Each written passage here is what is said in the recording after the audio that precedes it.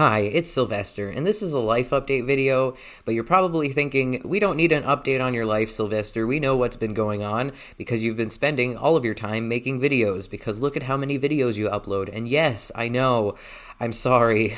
I sincerely am sorry, and I know it must be incredibly annoying to just check your subscriptions and see nothing but my videos, and I'm surprised that people haven't unsubscribed to me en masse because of just how much I upload. I know it must be so very annoying, and I know it's just... I know. I'm addicted to making videos. Like, legitimately, I'm obsessed with it. I'm gonna blame this on my OCD, even though I don't know technically if this is because of my OCD, but it feels like it, because sometimes I become super obsessed with something, and then I become compelled to do it.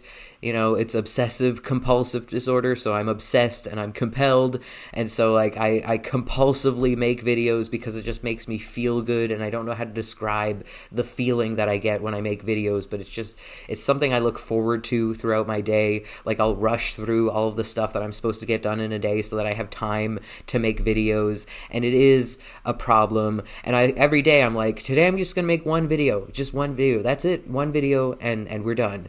And if I have another idea for a video, we'll make that video tomorrow.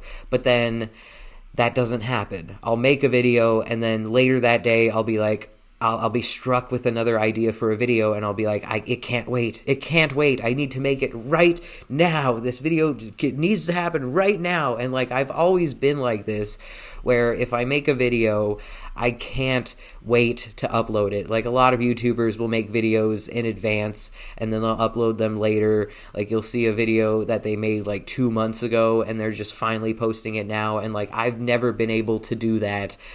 If I make a video, I need to post it right away, and I don't know how to describe that. I don't know what it is. I don't know why I'm like that. It has to be done now, like right now. It cannot wait. And so I am working on that. I am trying to do better. And so I am going to try to make fewer videos. I'm not promising anything, but I am going to try, okay? And there's this thing where I am on CPPD, which is Canadian Pension Plan Disability, which is essentially disability support. And if you do anything for more than 15 hours a week, even if it's just a hobby, then you can lose your disability support. Because if you're able to do something for 15 hours a week, that shows that you are capable of working and you are no longer eligible for CPPD. And it's case by case. There are some people who can do things for more than 15 hours a week and not lose their benefits, but generally speaking, you are up for review if you do anything for more than 15 hours a week. So I have been keeping track of how long how much time I spend making videos, and it's always less than 2 hours. So you might think that I just spend all day long, like my entire day is just spent making videos, but it's under 2 hours a day that I spend making videos, I promise. So it seems like a lot of videos, but it doesn't take up that much of my day. Like, I'm not like neglecting things in my life in order to make videos. I'm not... I am rushing through the stuff that I'm supposed to get done in order to have time to be able to make videos, but I do get things done other than making videos. I'm not like neglecting my chores and my responsibilities in order to make videos, I promise. But yeah, that is the first thing I wanted to talk about, is that I am trying to make fewer videos. I promise. I can't promise anything, but I promise I'm going to try to make fewer videos. Next thing I want to talk about is church. I have not been going to church recently, and I feel really, really guilty because the people at my church are really nice, especially my minister. He's just been so nice to me. He gave me food for Christmas. Like, he's just a wonderful, wonderful man, and I feel so lucky to have met these people. And like, I like going to church, but at the same time, I just haven't really felt like going to church. I just don't want to. I just don't want to. And like, I don't have a good excuse for why I haven't been going to church. It's just, I don't feel like it. And the worst thing is that if I miss church, the next time I go to church, the people there, like, there's going to be at least 2 or 3 people there who ask me, why weren't you at church? Where were you? And I don't have an excuse. I don't have a reason. So I'll just have to say, I didn't feel like going, and then they're going to judge me for it, and then they're going to be upset with me. And, like, I hate that. If I miss church, next time I go to church, please don't ask me why I wasn't at church the week before. Like, sometimes it's just mental illness, and I just don't feel like getting out of bed. Like, sometimes it's just, like, like, it's just... and it feels wrong blaming it on my mental illnesses, but, like, genuinely, sometimes it's really hard to just force myself to do things that need to get done. And church is one of those things where it's like, it's not really a necessity. And so I feel like I'm able to be like, I'm just not going to go this week. It's fine. It'll be fine. But then it's not fine, because the next time I go, people are going to be like, why weren't you there? And it's going to make me feel guilty, and it's going to make me feel judged and shameful. And like, I already feel guilty and ashamed because my minister gave me food for Christmas, and like, this is how I'm paying him back by not going to church. Like, I feel already so guilty, and so I don't need these people guilting me next time I go. And so, like, the more I don't go, the more I don't want to go, because I know that next time I go, they're gonna be judgy about why I didn't go. And like, anyways. Next thing I want to talk about are cockroaches. This building has a cockroach problem, and luckily the problem is mostly on the bottom floor, and I live on the top floor, so far I haven't really seen any. I saw a couple in the stairwell next to my apartment, which really freaked me out, but I haven't seen any actually in my apartment, knock on wood. I feel like saying that out loud means that I'm now going to see them, but I don't like thinking about it. The way I deal with the fact that this building has cockroaches is I just don't think about it. I just try really, really hard to not think about it, because it really does bother me and it upsets me, and I really don't want to imagine having a lot of, like, I don't like it. I don't like it. I don't like bugs. I don't like cockroaches. I don't want it. And I just wish that this building didn't have a cockroach problem so that I didn't have to stress out about it. But they are actually doing something about it. They're going to spray the entire building this week. And so that's great. That's really good news. They're actually taking action. They're actually doing something about the cockroach problem. But that means that I have to prepare for them to come spray my unit, because even though they haven't found any roaches in my unit, they're spraying every unit anyways, which again, I like that. I like that they're taking such good preventative measures, and I know that it's a good thing. But I'm going to have to empty out my entire kitchen, just like empty out my cupboards and my drawers. I have to take the face plates off of the wall outlets. I have to just prepare the bathroom and the kitchen for them to come spray and do whatever they're doing. And so that stresses me out, because I have OCD, and part of my OCD is that I like things to be where they're supposed to be. I'm very obsessively organized and cleanly, and so to have all of my stuff moved out of the kitchen and to have it just sitting on the floor is just going to bother me so much, because things aren't going to be where they're supposed to be. And I know that sounds so stupid, but it stresses me out so much, and I'm so overwhelmed thinking about it, which again is really dumb. And I know it's good that they're treating the cockroach problem, but it just stresses me out knowing that that's coming up. And so I'm going to be so relieved when that's finally over and I get to put all my stuff back where it's supposed to be. But it's going to be so hard, because I'm going to be so anal and meticulous about where everything goes. Like everything has to be perfect, in the perfect spot, everything is set up exactly the way I want it to be. And so to put everything back exactly the way it's supposed to be is going to take time, and it's going to stress me out, because I don't know how long it's going to take me to do that. And so again, this is a really dumb thing, but my OCD, I just get really stressed out about stuff like this.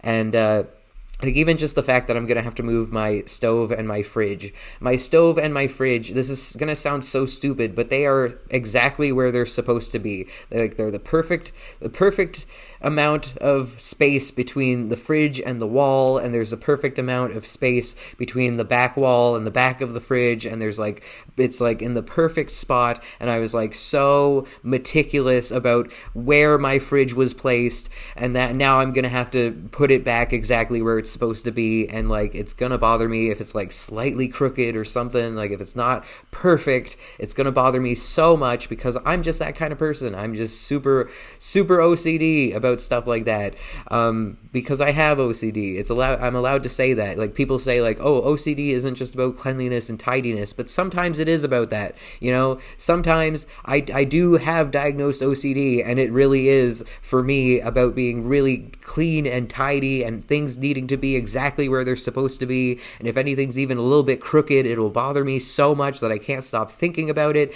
And like, whatever, it doesn't matter.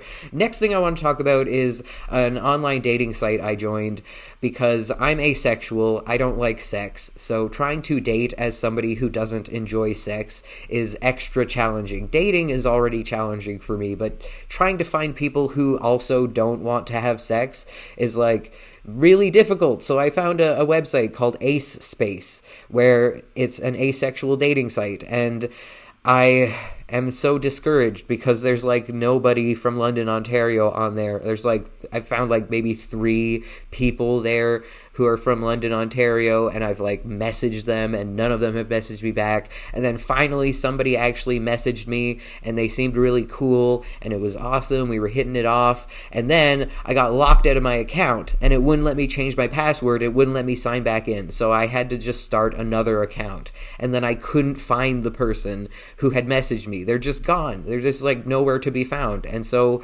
that person probably thinks I just ghosted them, but in reality, I just got locked out of my account. So that's great. And then somebody from Texas started talking to me, but like, there's no way I'm going to have a long distance relationship with someone in Texas. That's just like, I don't see how that's going to work. But they also are not like, I don't know, our conversation didn't really go anywhere. Like they've left me on red. And so like, just like, I don't know, it's not going well. Like I'm trying to meet people. I really do want to experience a romantic relationship at some point in my life because I've never been in a relationship. And so I am trying to put myself out there and I am trying to meet people, but it's just really hard, especially as an asexual. It's just really hard. And then the last thing I want to talk about is the fact that I have been officially 4 months sober from marijuana. I'm pretty sure the last time I smoked was in August. So, September, October, November, December, and then part of January. So like more than 4 months at this point, I have not smoked weed. And it feels like for most people when they quit a substance that they've been on for a long time, they're supposed to see like drastic changes. Like their life changes from night to day and it's like, wow, everything's different now. But like, honestly, I haven't really noticed that much of a change. Like, you'd think that I would have saved a lot of money because I'm not buying weed anymore, but now I'm just spending my money on food. So just replaced one addiction with another. You'd think that it would make me less tired all the time. And I am less tired all the time, but I was so tired this time last year, not because of the weed. I mean, maybe the weed was contributing to it, but like mostly it was because I was on antipsychotics. Actually, I don't know if I was on antipsychotics yet at this point last year, but I was really tired for most of last year, and that's because I was put on antipsychotics that caused drowsiness and caused me to be extremely tired all the time. And so now that I'm on different antipsychotics, I feel a lot less tired all the time, but I don't know how much of that is not smoking weed and how much of that is my new antipsychotics that don't cause me to be tired all the time. It's probably both, but again, it doesn't feel like not smoking weed has really caused that much of a change. It feels like it's more so the drugs that I'm on, the pharmaceuticals, I should say, that I'm on. And so, like, again, I just, the thing is, like, when I would smoke weed, and I wouldn't smoke weed all the time these past, like, 4 years because I didn't have enough money to smoke weed all the time. But when I was smoking weed, I would smoke so much of it so often that my tolerance would get really, like, I'd grow tolerant to it. I'd grow, like, it wouldn't be able to affect me anymore. I'd have to smoke so much to feel anything, and I couldn't afford to smoke that much. So, like, I feel like because I was smoking so much weed, I was basically not high because my tolerance was so high that I just would smoke a lot, but just it wouldn't even really affect me. And so like I don't really see that much of a difference now that I'm not on marijuana. And like maybe I'm wrong. Again, the tiredness probably is a thing. I probably would be a lot more tired if I was smoking weed, but like the whole like lack of motivation. I had this one psychiatrist and he was like so judgmental about the fact that I smoked weed. He was just like, weed causes a lack of motivation and laziness, and like basically he was calling me lazy because I smoked weed. And the thing is, I still lack motivation. Like I have a lot of motivation to film videos, that's for damn sure, but like motivation to actually get out of bed and do things